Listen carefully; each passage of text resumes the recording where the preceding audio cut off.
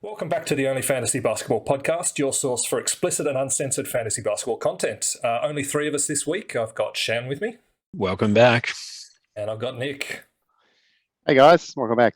So a few notes. Things have been sort of getting a bit spicy in our league, I think. Some sort of moves and movers and shakers and stuff, particularly relevant to those of us on this call. Shan has the number one player in fantasy hoops over the last week, Damian Lillard.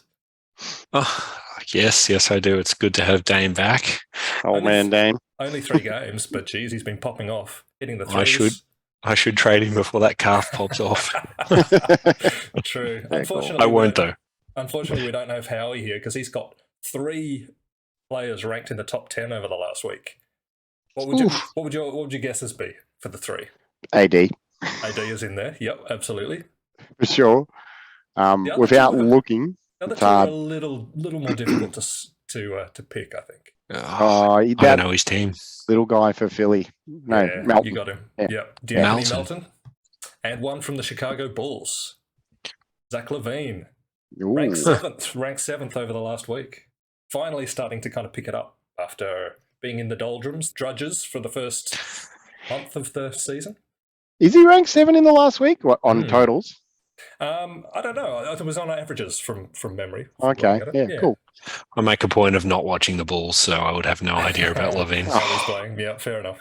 And, blasphemous. And Nico, some signs of life from Anthony Edwards. I know. I've been waiting for this. I did get a little bit of a G up after I selected him, and I tried to claim that he was, back end of the first round, start of the second kind of potential. If we're talking in those metrics. But look, I feel like it's weird because I used to be a big Karl Anthony Towns man, and I had him on my fantasy team a few years in a row, and I just used to think, watching him, dude, you need to kind of command the ball a little bit more, and you could be anything. Yep. And I don't think you need to do that with Cat anymore, and you certainly don't need to do that with Edwards. So with Cat out, Edwards is all over it. So he'll be taking as many shots as he can jack up. So it's mostly his steals, I think, over the last couple of weeks. Like huge steals games, some 6s, 5s, 4s. He's been fantastic. Yeah, crazy. That's his team now, anyway. Even if Cat does comes back, it's Ant's team for sure. Yeah, but we've had this chat in WhatsApp, haven't we? I just think Anthony Edwards is a couple of years away from being mature enough to lead a team deep into the playoffs, you know? Sure. Yeah. He needs another guy around him.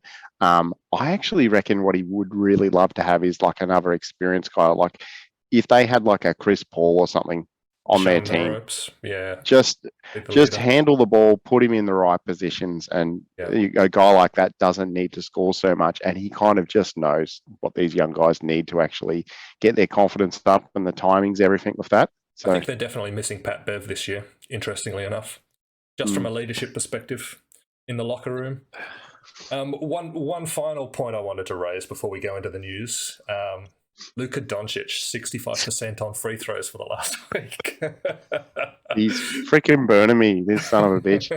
No, I love Luka, and I get to be carried away with my calls. And look, he's probably not going to get 95% for the season, but he's maybe got it in him. I still think he's got a lot of scope to grow, and I think over his career, I'm willing to put it on for a career goal as 90%. That's not saying he's going to get it this year or next year. That's saying in 5 years' time, that's his goal.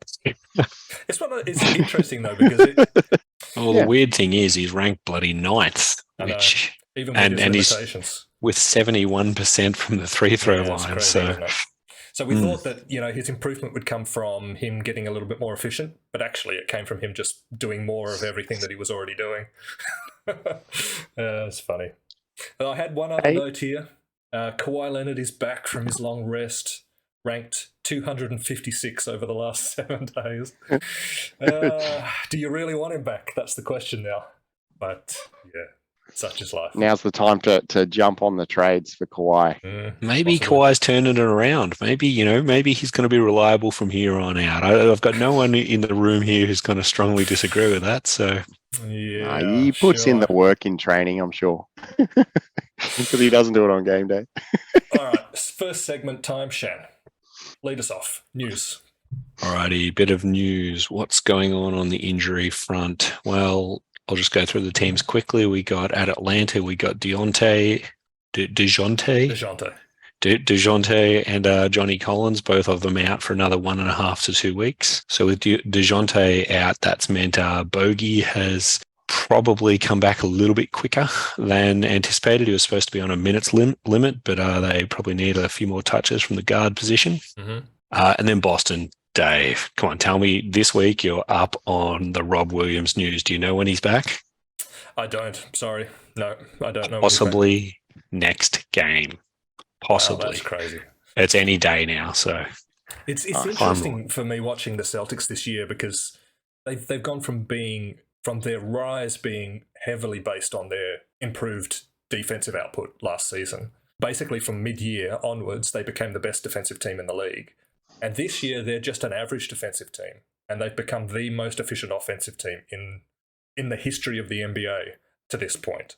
I mean, there's still a long way to go in the season, but it's crazy stuff. But yeah, look, maybe they'll get a kick up on the defensive end from Rob Will getting back, so that the rest of the league could be in trouble, perhaps.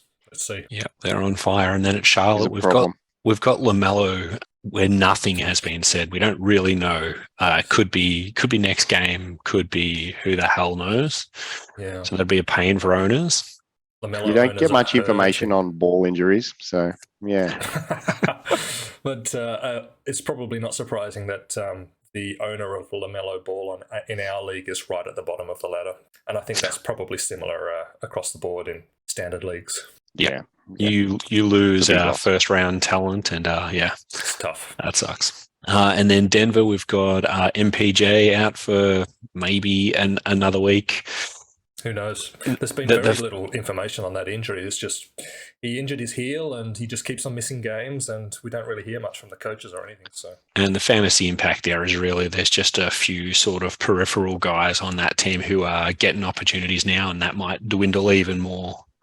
KCP, Bruce Brown, and AG. Highland. Who? Yeah.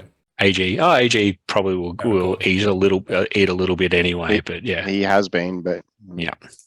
And then at Detroit, you got bloody Cade Cunningham. Speaking of losing a valuable asset in fantasy earlier on, and the kick in the guts that is. But he's been spotted shooting around before games and stuff. But that means absolutely nothing. He still could announce tomorrow that he's having surgery. Really got no info on that.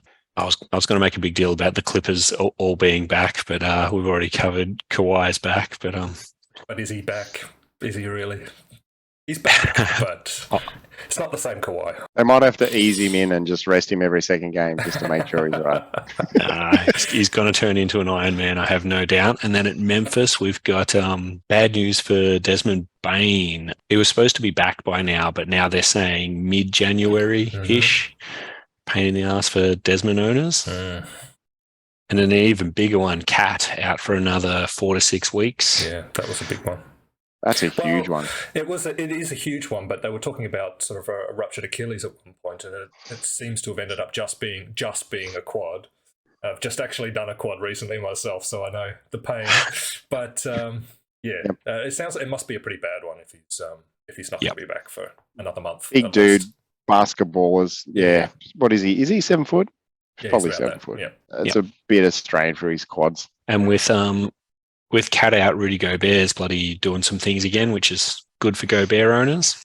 At the Pelicans, you got Ingram and Herb Jones who've been out recently, but they'll be back any day now, probably by the time we post this podcast. Is there anybody on that team that's been playing especially well in their absence? Yes. Yes.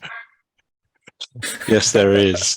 There's Zion, the man-child. He's back. Sorry, I thought we were talking about Alvarado, but Zion too as well. That's true. That is true. Zion's been unbelievable. He's been top 10 in the last fortnight, I think. He's gone from being ranked outside the top 110 when we were bagging him a couple of episodes ago to he's now ranked 40 for the season and top 10 in the last month. It's like a bloody freight train. Yep. Maybe he's heard our podcast. He could be that as well. Yeah. built like a freight train. I reckon he's listened to our podcast and just been like, these son of bitches. Yeah, you gotta get into it. Freight train maybe is built more like a dining car on a train, a cross country train. A sushi train. There's no way Zion listens to this, but a good friend of ours who's a big time Pelicans fan does, and he no doubt is probably reaching out to Zion. Sorry, Buck. Okay, then at Orlando, we've got Wendell Carter should be back soon from plantar fasciitis, and Jalen Suggs, which will just make it a bit of a cluster F at the guard position with Cole Anthony and who's the third musketeer there? The former number 1 pick from the Sixers. Oh yeah, Fultz. That's right.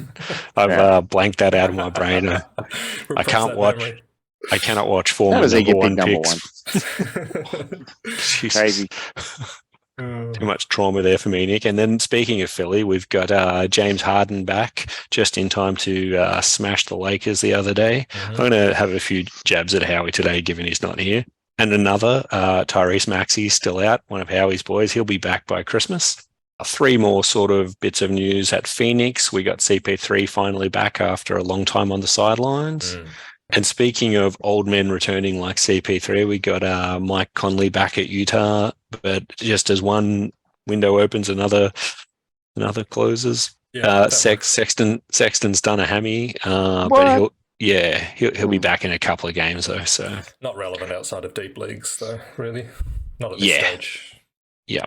And then we've got Brad Beal out at the moment at Washington, but he should be back very soon as well. And that is our injuries. I haven't really thought about news. Have we got anything else you boys can think of to add? The only note that I put down here is the interesting full court shot Steph video that went viral this week. That there seems to have been a disturbingly number of people that were convinced that it was real. Don't be so cynical. Yeah. It was, if anyone could do it, it'd be Steph. Well, that is true. There were some markers there, though. The fact that every single one of those shots was a swish, the fact that they went on this very interestingly similar trajectory, every single one of them towards the hoop. I don't know. No, well, I watching them go, and they just kind of swerve around. It was like watching Carlos in the late 90s, just kind of ping him from deep. It was like the shooter from the grassy knoll or something. Anyway, you two are haters. Stop hating on Steph. Not at all. I love him. All right, so let's move on. Time for line of the week, Nico. What do you got for us, bro? Oh, excellent! Looking forward to this. Let's share the line of the week with everyone. Hang on, my players. Okay, now look, this is kind of the line of 2 weeks. We have had a little bit of a break, and you know what? I was going to go with the line of this week, and I thought, this is bullshit. But the Big Zoo is never going to get another game like this. That's and true. If he does, it'll be someone else who rips something out of their ass and like posts a 70-point game, and he still won't get line of the week. So he deserves this, and it's been line of 2 weeks. So whoever's got Zoo on their side should be very proud of him in this particular game. I watched it. He was just on fire, and he's playing against Miles Turner, who's not a bad blocker / rebounder. Just tore him apart, made him look like a boy. So 31 points, 29 freaking rebounds. So you'll see he's got 6 fouls there. So he fouled out in the last few minutes. His last 2 fouls were very dubious fouls. They could have easily been not called. And if we had a more kind of seasoned ref who could read the room, they probably would have said, let's get him a 30-30. Give him there. That's no call there. Yeah. And let's get him a 30-30 because that is bullshit. I'll just jump in here, Nick. I'm very thankful that you've brought up my boy. But let me add, if you're feeling bad about Zubac dominating like this, please note that today I think he got 8 points and 6 rebounds. Exactly. It's never going to happen again, Shan. You should have traded him straight afterwards. Look, I know that the fourth wheel on our podcast is going to be very disappointed that his boy Anthony Davis didn't get in here with line of the week. He was spruiking that hard, selling it hard throughout the course of the week. So look, I'll back you up, though. I think Zoo deserves it. AD didn't even make my honourable mentions, which we'll get to in a minute. Wow. But look, he's had a lot of good games just before this, and he's had some fantastic games at around this period too. But there's been some really good performances all around. Not as well-rounded. AD's an absolute beast. We love AD. We love what he's doing, and he's still doing it. He hasn't died off. He's just not getting 10s. In the last 2 weeks, he's getting a lot of 9s and a lot of 8.9s and all that kind of thing. KD is the runner-up for line of the week. Some of these percentages that guys are shooting. Yeah, look at those field goal percentages of all three. Yeah, I got on a really good rant there, but I realised I dropped off. I All good, was mate. just saying he's in Luka Doncic territory if he's free throws. Which one's that, Zion? Zion, yeah. He is, yeah. A strong 75%. Exactly. It's only a matter of time before he hits 95% for the season. Yeah, true. Yeah, that should be his goal as well. What is he at? He's at 72%, yeah. Yeah, so he is literally pretty much spot on. Slightly beating Luka. Yeah. So, unfortunately, AD didn't make the cut on this one either. Sorry, Luke. Love AD. How we will never miss again. I know. So Booker's had a couple of absolute wicked games there. So they were still up from the first week, and I couldn't really take them down. Two very, worthy line of the week games within a couple of days of each other. Tatum has gone pretty well there. 49 points, 11 rebounds, 2 steals, 8 threes, if you don't mind, 60 from the field, 91.7. Nice. Luka aspirational free throw percentage there. Now, DeAndre Ayton had a great game. I know this might upset some owners of him because he's a bit up and down, and we know what he can do. This is a Zubac-like game, and if he just needs to string a few of them together. So I think he's got it in him. He's another one of those guys like Cat who just seems a little bit too tentative at times, and you're just like, dude, you're a big man with good hands and good footwork. Yep. What are you doing wasting your time setting screens at the top of the key? That's the thing. When he's on, he can just brutalize opponents. But he just has those games where he wanders around seemingly in a daze. So that's one of the things that will come to him eventually. I think, like I said, a veteran guy like a Chris Paul around there, he's going to be in his ear. And I think I'm starting to see a little bit of changes there. It's just not happening as much as we all want to see. So I think he's got the right people around him to actually help him with that specific issue. So I've got high hopes for him, and he'll be a guy that's on my draft list for next year. Well, let's hope it happens this year for me. Yeah, well, for your sake, it could well happen. He could be one of those guys actually that clicks in around the All-Star game kind of territory and just tears the second half of the season up. So fingers crossed. I hope for your sake he does. Luka, fantastic game here. So 41 points, 12 assists, 12 rebounds, 4 steals, 1 block, 60% from the line, 4 threes, and 51 from the field. So yeah, his kryptonite is staying there if he's free throws. But apart from that, even 5 turnovers I can take from Luka with a game like that quite happily. And the last one, just to round it up, is my boy Jokic. So yeah, I would have liked to see maybe you know what? I think there's not much that I can ask for that. Maybe a little bit better free throw percentage and a couple more threes. But yeah, 55 from the field, 80 from the line, 12 rebounds, 14 assists, 3 turnovers, which is quite handy with this much usage. A steal, 4 blocks, 31 points. That's gold. So that's what we want more of. And that's not even wishful thinking for a guy like Jokic. That's something that he could potentially average that for a month if he actually kind of strings some of this form together. The reigning double reigning MVP. So look, we want to see more of those games and less of these games where he gets 20 points and 9 assists and 10 rebounds. So yeah, those terrible games. The points seem a bit down for Jokic. He's down at 24 points a game. So is that where he's losing his value this year? I think so. Because I've been of the same opinion. I've watched a lot of Denver games. I've got 3 guys on my lineup that are from Denver at the moment. So, and one being Jokic. So I'm all over him. But he tends to have those games where he doesn't shoot poorly. He just doesn't shoot a lot in the first quarter and a half kind of thing. And then come around halftime, you have a bit of a look, and you're like, no, he doesn't look like he's having a great game. In the third quarter, he goes whooshka. And bang, all of a sudden he hits like 6 shots in a row and he's having a fantastic night. So it doesn't take a lot, a little bit of wiggle room. He sees the little gap and all of a sudden he's having a brilliant day. I think he starts off games wanting to set up his teammates and get them going. And then he looks to take over in the second half of games if he feels like it. he needs to. Yeah, and I think with Denver's roster this year, it's a little bit different. They've got a lot of guys who are looking to eat for themselves. Got Jamal Murray back who wants to, prove that he's back, and then you've got Bones Highland really trying to get on the radar, and you've got KCP there this year. They lost Will Barton, who did like to shoot a lot.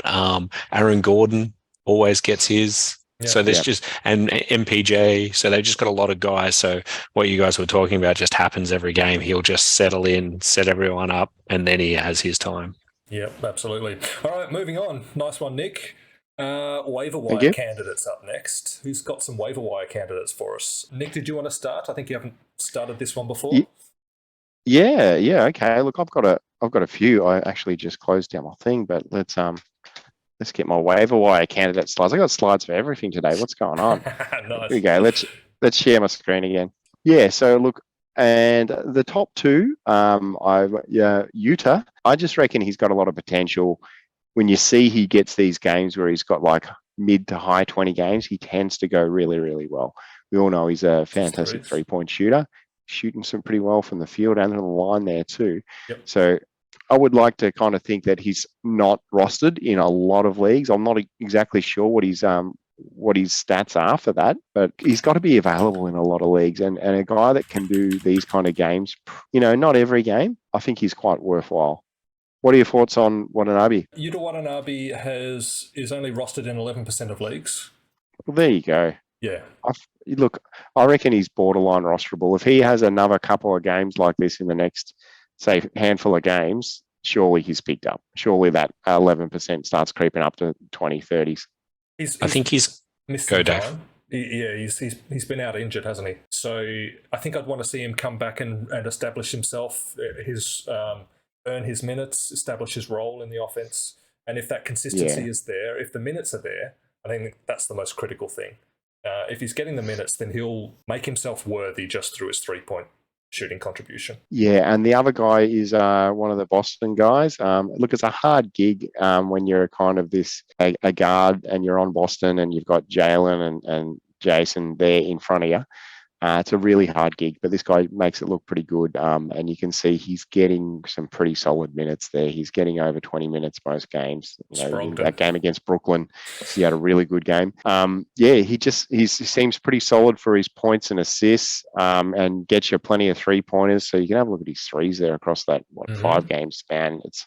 It's pretty handy to have. His field goal percentage has been pretty good. He had one game of 40%. Everything else is above 60. He's not wasting it all. And speaking of not wasting, his turnovers are pretty manageable too. So he's always been that economical guy, which is kind of like fantasy friendly. Like if he were to go to a side that had terrible guards and for whatever reason he's like starting or even 6-man or something like that, I think he'd all of a sudden just rocket into fantasy contention again. I don't think Boston are going to trade him because they seem like they're pretty smart operators and they know what they've got there. He's the kind of guy that can carry him through for like a back end of the 7-game series if someone gets ejected or whatever.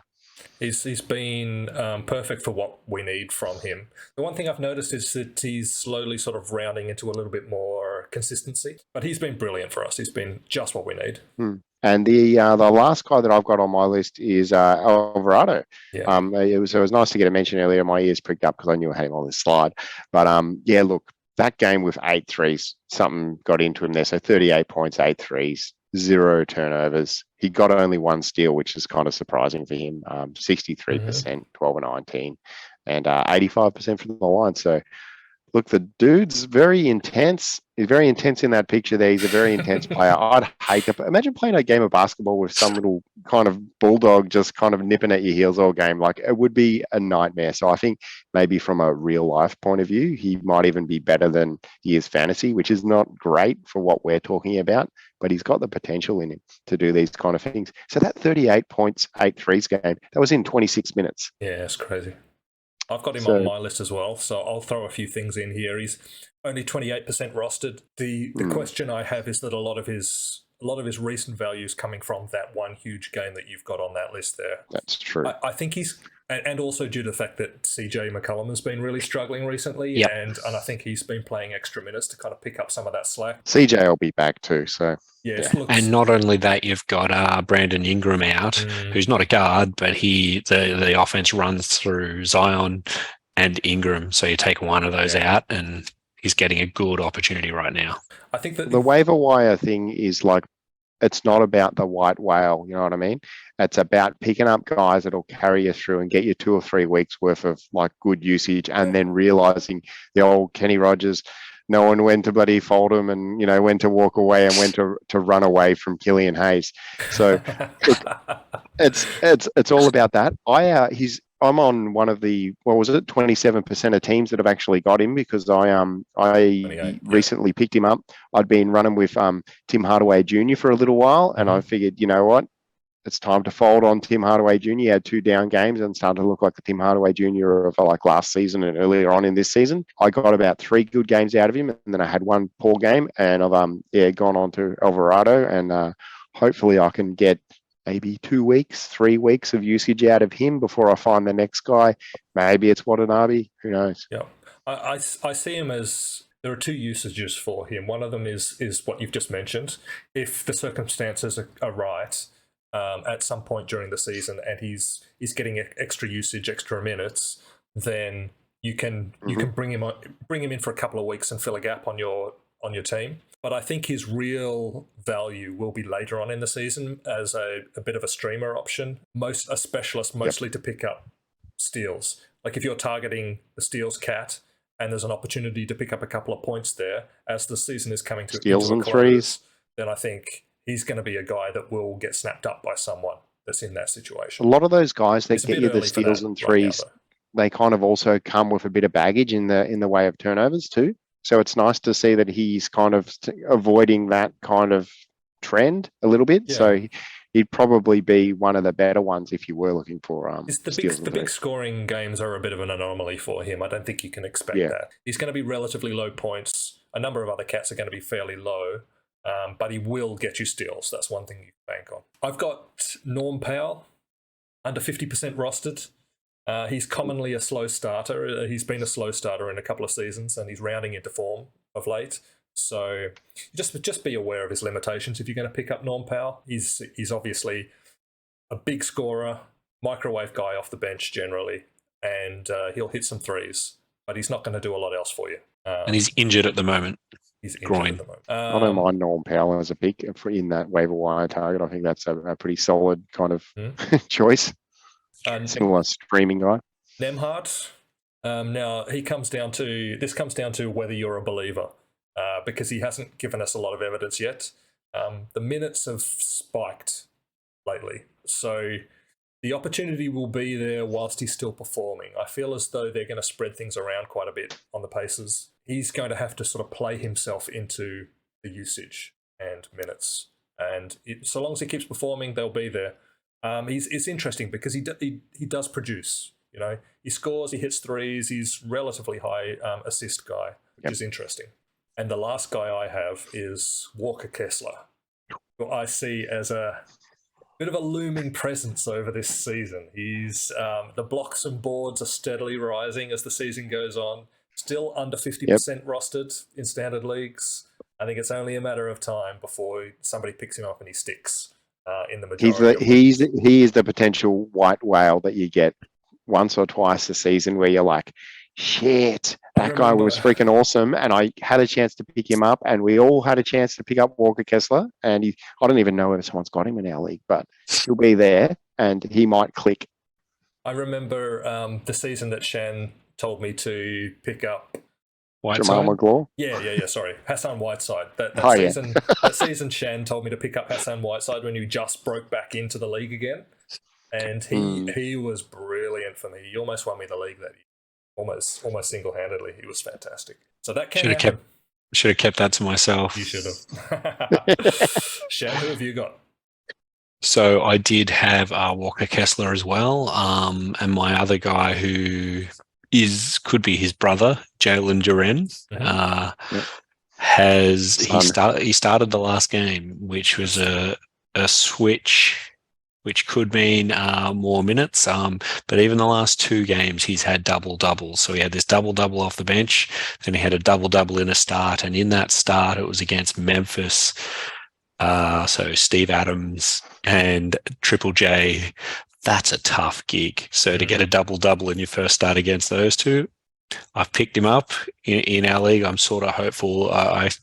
He doesn't have the blocks of Walker Kessler, but he did have a lot of blocks in college. It's just yet to translate. So it's interesting. Like, I would expect him to. So it's interesting because in that kind of a game where you're up against a tough front line, you'd expect someone like Duran to get extra minutes.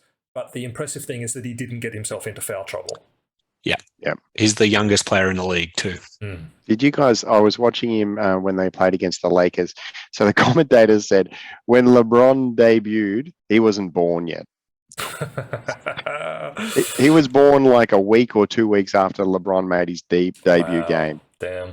So and that's not talking about him. That's talking about LeBron's longevity. So look, there's something for Howie. Does that make us feel old? I mean, geez, we were. I suppose all of us were well and truly like NBA fans, long-time NBA fans, and remember LeBron coming up through high school and nationally televised high school LeBron high school games and the Irish games. God, on ESPN. Wow, that makes me feel old. Anyway, any others, Shan? I'll just add in Larry Nance. I was looking at him too. The reason he pops up is he gets sat. Oh, no, I'm talking no, I'm not that old. Larry Nance Jr. The reason he remains unrostered in most leagues is he gets benched whenever it's a blowout, or whether if Jonas Valanciunas has one of his rare amazing games. So he has a lot of quiet games, and then he occasionally just has these big ones, and the rest of the time he's just doing those categories which you don't notice so much. But if you rank your free agents in your league and you look at the season total, the last month, he'll be in the top couple of both of those lists in pretty much all leagues where he's not owned. So he's probably a good guy if you're looking to pick up someone to cover for someone you've got who's got a long-term injury. Pick up Larry Nance, ride the waves of the ups and downs, and he'd be a good pick. Glue guy. He's been like that for a couple of seasons, so where you can kind of get some real good usage out of him if you're timely with your adds and drops. All right, wherever why. Yes. So time for the inaugural Irrationally Strong Opinion from Shan. Now, hey, bring it on. For those of us that know Shan, we know Shan not to be an especially irrational guy. So this is going to be interesting. I want to see measured. I want to see how irrational Shan can possibly get. And I just want to, before he goes there, I just want to say, like, it's almost like it's typical of Shan. He'll wait when one of us gives our rationally strong opinion, and then he'll be like, but is it really irrational? I actually agree with this opinion. Yeah, it's like, okay, Shan, give me something irrational.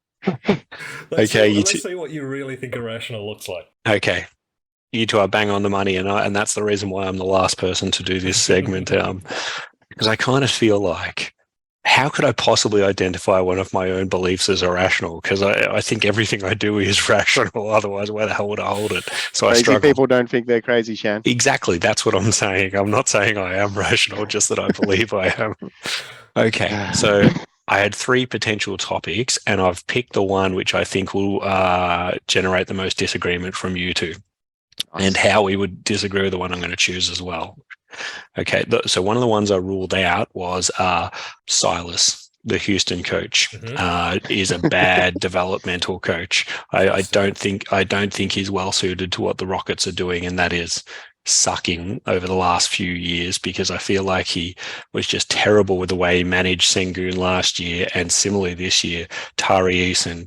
I mean, there's no reason, like, that guy could just be getting a lot of reps and development right now. And instead, he's playing Eric Gordon. Now, Eric Gordon's been on the team with the worst record in the league for about 2 or 3 straight years. Why? I mean, that's partially the GM's fault as well, but I'm a big fan of the Houston Rockets GM.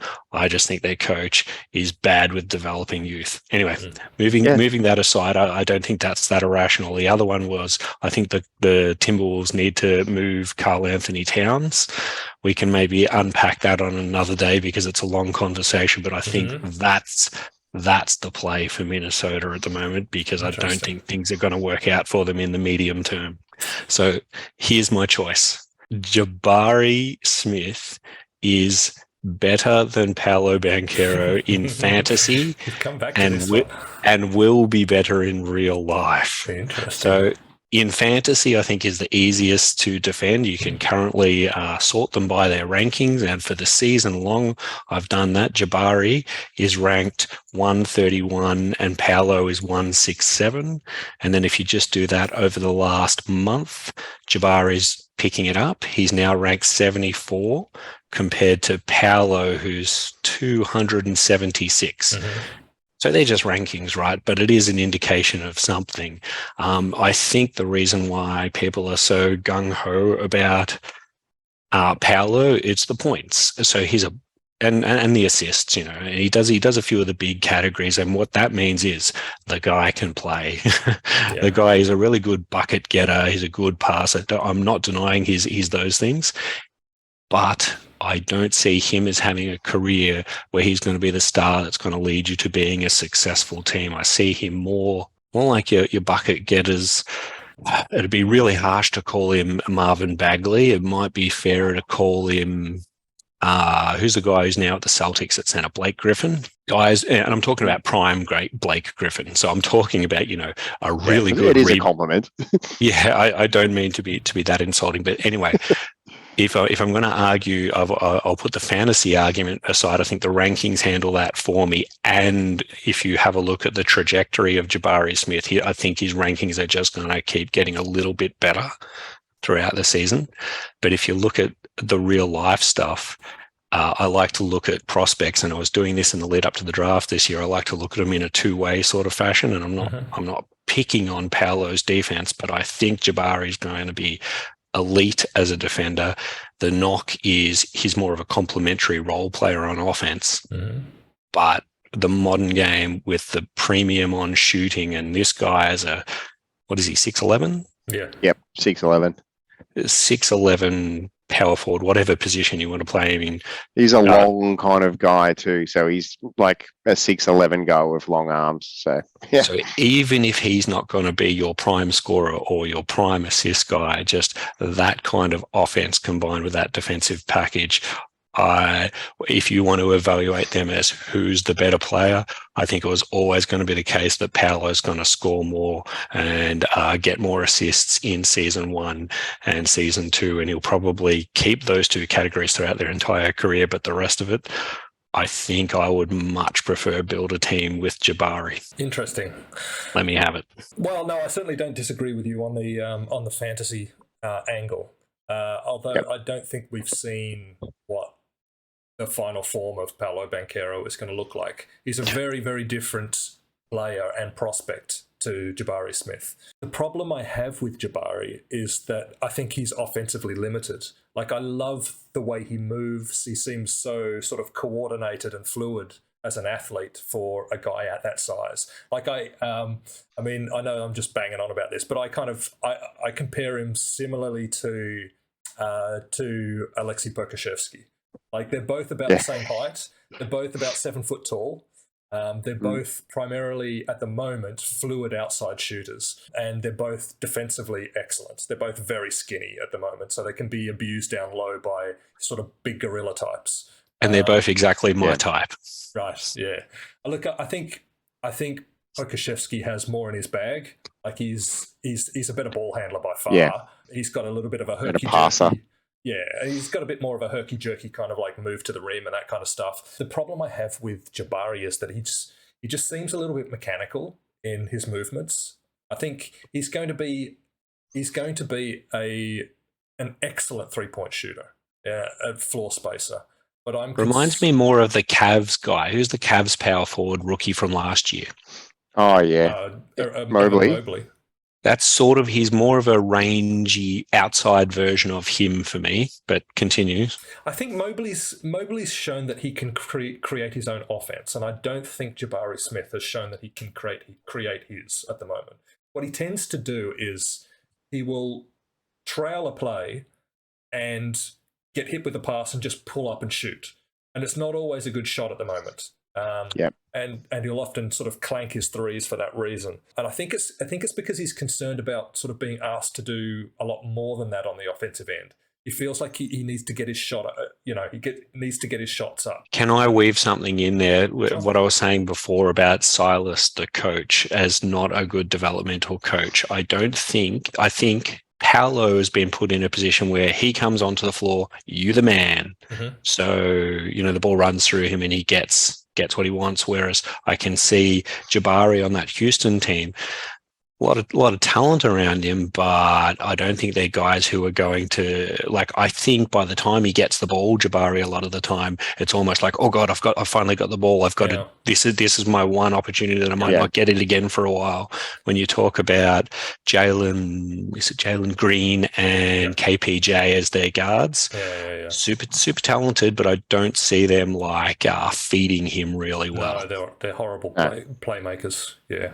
I agree with that. Look, I think what I want to see from Jabari is just like a go-to move, like something in his kit that he can use to create a shot for himself, and maybe that'll come. But I'm not seeing it at the moment. I think he scored at a reasonably high rate in college because he was just physically so much more dominant than everybody else on the court. He could get his at 6'11" and with a high release point, and as a fluid athlete, he could get his shot up against anybody. Can he become Dirk Nowitzki? That's kind of the question for me. No, but I don't think he has to. No, but I mean, just in terms of that move that Dirk has, where he has that that little shimmy and step back with his knee. He needs some moves. Yeah, he needs a move that all. We need to get our buddy to have a chat with him, who is a strong fan of the GFB, the Geelong Fantasy Ballers. We need to get the Dream to have a chat with him over the off season. Give him a couple of moves for his bag, and that could be all it takes. I'll have a word to Kerem. Yeah, nice. Sort it out. What did you think, Nick? Am I being highly irrational? No, look, I think Paolo's kind of come back down a little bit. He's in that possibly, and now I'm just kind of projecting here, but maybe he's just in that thing where he's like, hey, I'm the man, and now it's just starting to come back down a little bit, and there's going to be a bit of a grind, and I'm hoping that he kind of starts to pick things up, which he kind of has. He had a few kind of lower games in a row there, like towards the back end of November. I was like, oh, shit, here we go. This guy's human, because he was on fire at the start, but he's showing that kind of grit and consistency. The thing that the knock that I have on him as someone who's got him in my team, I kind of watch him play a lot, is I'd like to see him get more blocks. Of course, I'd like to see anyone on my team get more blocks, but I'd like to think that he's got more than what he's actually getting at the moment, because I wouldn't bank on that, to be honest. Like watching him at Duke, I don't like these comments about knocks on Duke players' defensive capabilities coming out of that system. We had the same comments on Jason Tatum, and I think he's shown that he can absolutely be an elite NBA level defender, but he's not a huge producer of defensive stats, and I don't expect Paolo Banchero will be either. He doesn't have sort of like the timing on the block. He doesn't have the elite sort of length that Jabari Smith has, but I think he's got elite lateral quickness. I think he can be an excellent defender on that end, similar to the way that Jason Tatum is an excellent defender on that end. He stays in the game too, which is good too. So like that's when you see a guy who can grab like a big bag of boards, you can tell that their head's in the game. They're not switching off or getting beaten by their guy and kind of sagging off, hoping that someone else gets the ball and then all of a sudden they're going to get another highlight dunk or anything like that. His head's switched on. He's in the game. I'm not worried about that. I just like to see him try and do a little bit more of that in the back end of the season.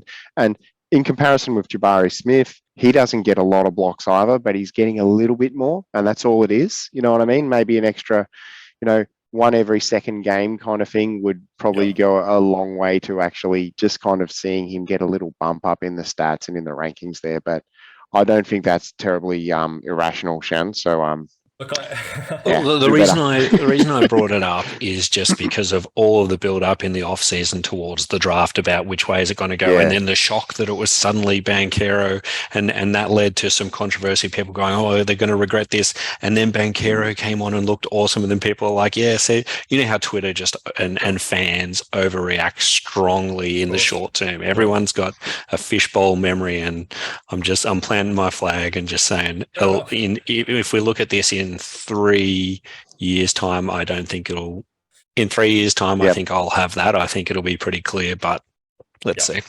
Well, You'll remember good topic. me at the start of Duke's season last year coming onto our chat group and saying Duke has a bigger, stronger Jason Tatum, and that's always been my impression of Paolo Banchero. And I think that it could very well still play out in that way. He's more of a mid-range and at the rim scorer, more so than Tatum. But Tatum was very much a mid-range scorer in college. He added that elite three-point shooting in the NBA. I'm not expecting Paolo to add all of a sudden become a 40% three-point shooter. I don't think he has that in his bag to the same level, but I think he'll hit enough out there to make people honest. And he is just a bigger, stronger guy. He's 250 pounds, so with the ability to like a herky-jerky kind of like offensive game, he can get by guys. He's got a fast, quick first step. He can explode to the rim, and he's got some sort of sneaky moves around the hoop and in the mid-range. Yep. I think he's just got a lot in his bag. I think he'll absolutely be an elite level sort of go-to offensive weapon for any team that he's on. He seems a little bit like, at times, one of those guys that kind of gets the ball and kind of like a little bit like what LeBron does, which is not a knock, but like he gets the ball and it's like that kind of slow first step, and it's almost like he's trying to lull them in and he's going to like pull some sick move or something like that. Yeah. But I think he's actually better when he doesn't do that. And maybe that's kind of like building up to it. It's like, it's like you're playing poker or something like that, and you do that a few times, and then the next time you get it, you're off straight away kind of thing. So I think it's because I know that LeBron kind of does that a bit too, where he kind of does that slow step, and then occasionally he'll just burst straight away as he's receiving the ball, and you're like, man, who can defend that? Because you got to kind of weigh yourself up, because he'll have you on the back foot and shoot a shot in your face. So I don't hate Paolo. In fact, he's impressed me. He's better than I thought he was going to be. Like I completely got in Jabari's camp in the lead up to the draft, and Paolo's has impressed the hell out of me, and he's got a lot more in his bag than I thought he was. I just loved what I project in Jabari. Yeah, it'll be interesting to see. All right, we've got to move on because we're creeping towards the hour mark. We're not going to have a Kawhi watch, unfortunately, because we have no Howie. Although we can cobble something together at the end, I'm sure. Sure, he might get a mention. The next segment I've got is trade targets, and it was interesting to me that we mentioned Zion in the last trade target segment specifically, and since then he's gone and ranked 5th overall in fantasy hoops. So if Howie had pulled off that that mooted Ingram for Zion trade that we were talking about at the time, he'd be feeling pretty good about himself right now. You mean the trade he laughed at? He laughed at it, and he dismissed it out of hand. So foolish. Just goes to show. So I've got a couple here. Do you want to go first, Shan? Have you got some trade targets? Yeah, I've only got one, and it's LaMelo. I'd be targeting the LaMelo owner who would just be feeling the fact that he hasn't been playing, and you don't lowball them, but you got to offer them something good. Yeah, I lowballed the shit out of him. Oh, look, so did I. But if you want to get him, you got to toss out the fishing line, right? Yeah, just exactly. To see if you catch a big one. But let him throw something back to me that is more reasonable, please. Good call. Yeah. I'll throw a couple out. Karl Anthony Towns, out injured, and still quite a bit below his preseason rank. I think he's in the mid-20s overall. If you believe that the Timberwolves are going to be battling for a playoff/play-in spot, and he's likely to be playing out the entire season and playing hard, and you're expecting, like you're a believer that he can get back into the top 10, then I think you'd be able to trade something, some kind of discount price for the devil's in the detail there. If he's out for 4 to 6, another 4 to 6 weeks, and we know he's no longer what Karl Anthony Towns was, he's more like a rank 15 to 20 sort of guy. So what below that are you going to offer that's going to make up for the 4 to 6 weeks out? I think that's really tough to join those dots. It can be. I think the Timberwolves are 13 and 13, so they're still in it. So I think that they're still going to. Oh yeah, that's a good point. Unless, like I said, we're kind of talking about if they blow it up and trade it. Yeah, cool. But that's a different story. What about a Larry Markkinen? Yeah, would that be a like the sort of level of what you'd offer for him at this stage, or would it have to be better than that? I think if I was a Karl Anthony Towns owner, I think there's a sufficient enough level of risk around market and potential trade, and also just regression. Are we expecting Markkanen to continue at this clip for the entire season? We don't know, but there is some. He could well do that, but there's some risk there. I'm not sure if I was a Karl Anthony Towns owner that I would do that trade, but yeah, I think that's the kind of thing. Sabonis? I think so. My assumption would be that if you were a cat owner that was willing to trade him, you'd probably be looking for different cats. Like you wouldn't be trading like for like, if you know what I mean. Like I'm not sure you would go with like a Markkanen because they have such crossover. You'd go for a guard, maybe a Dejounte Murray. DeJounte. Like yeah, DeJounte. Something like that. Yeah. And another one I'll throw in here is Giannis Antetokounmpo. Ranked in the 60s at the moment, surprisingly. He's on my list too, Dave. 100% agree with you on that. And I have tried with, unfortunately, our Giannis owner is not known for his trading activity. But he should be. What is he? His current rank is 65. Something like so that, obviously coming into the season, he's coming in because he was lower than that. He was, yeah. Yeah, he is. But if you believe he can get back into the top 10, then you might be able to pick him up on a discount from a disgruntled owner at the moment. I think, look, this is one of those things, right? Like if you're in a high-level league with a bunch of owners that know their shit, understand fantasy, then that makes it much more difficult to get any player on a discount. Yeah, this guy's an MVP, and he's still in his prime. If anything, he could go and win another championship in the next couple of years. So I don't think people are gonna be even as he is now. He's still playing. He's just not being really fantasy friendly at the moment. It's an interesting sort of like quirky conflagration of stats. Like he's just slightly down or slightly up in almost every category, and that's meant that the overall package is less than it should be. He's not really getting the defensive numbers. It's the free throws for me. The free throws are down, and his turnovers are up quite a bit, and there's just a few different things that are causing that. I think he can turn it around, and that's why he would be a trade target for me, and that's why I am trying to trade for that guy. Yeah. But yeah, I think if I had him on my side, I like to think that I would probably be pretty much asking for preseason value for him still. Interesting. I can get it. Yeah, it would depend again. Like if I was in a situation where I needed a different set of categories, like for whatever reason I just had ended up with points, rebounds, types that had blown up on my roster, and so I was overloaded in those cats and I wanted to trade out for assists and steals, then you might find, able to, again, trade for somebody like a DeJounte Murray. LaMelo. Or a LaMelo Ball. Yeah, potentially. Yeah. That's the kind of who wins that trade. Like if we talk about that now, if you traded LaMelo Ball for Giannis or vice versa, who's walking away from that feeling like they won? I reckon probably both at this stage, but I don't know. I would say LaMelo easily. Getting LaMelo would be better. Yeah, I think I'm with you on that, Shan. Yeah. Yeah, I'm not 100% there. I can see the argument. I'd love to watch more LaMelo stuff. But I'm a little concerned about Giannis finishing top 10, whereas I'm almost certain that LaMelo, if he's not hampered by the injury, then I think there'll be no problem with LaMelo finishing in the top 10. You got any more for us, Nico? I do. So my trade targets should be coming up on the screen now. Yes, we can see them. Okay, so we've got Giannis there. He's number 3 on the list. So I've got Anthony Edwards.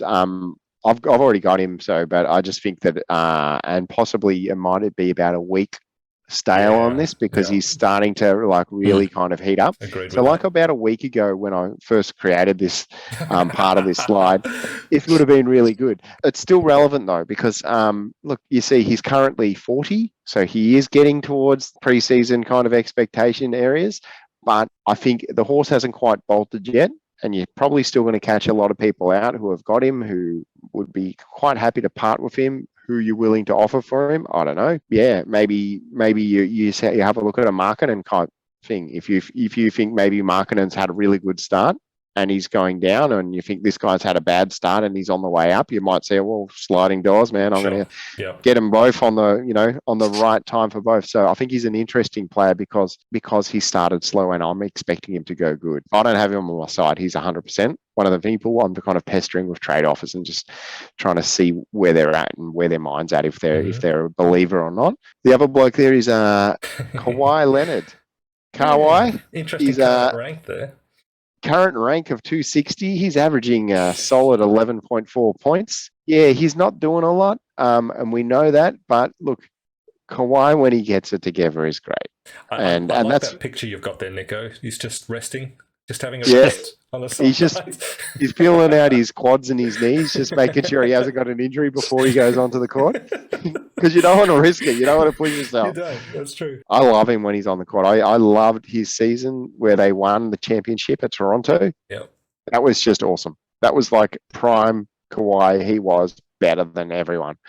And I still think that I'd like to think that I would trade for him in real life. I would bring him into my organization under the proviso that you're not getting rested for extended periods when you're not actually injured. With that in mind, I wouldn't mind the idea of throwing out a trade offer for Kawhi and just thinking, you know what, if he has the back end of the season and he's, the Clippers get ahead of steam up and they're, the moon's aligned and he plays, there's a lot of risk. We can see there the crown next to his roster status. That means that he's currently owned by one Kerem in our league.